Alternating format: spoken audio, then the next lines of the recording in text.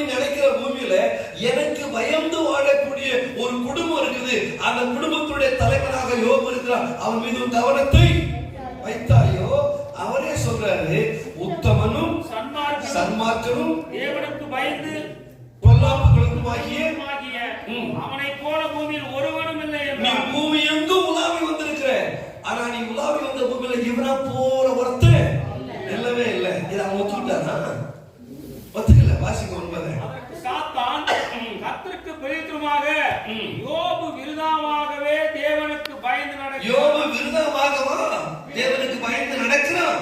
அவன் நடக்க என்ன காரணம் தெரியுமா? வாசிங்க. நீர் அவனையும் அவன் வீட்டையும் அவனுக்கு உண்டான எல்லாவற்றையும் சுற்றி வேலி அடிக்கவில்லையோ? நல்லா கவனிங்க. இவன் ஒரு கேள்வி கேட்டதுக்கு அவன் கேள்வி மேல கேட்கிறான். அவன் விருதாவாகவா பயந்து நடக்கிறான். நீர் அவனுடைய கிரியைகளை ஆசீர்வதித்து அவனை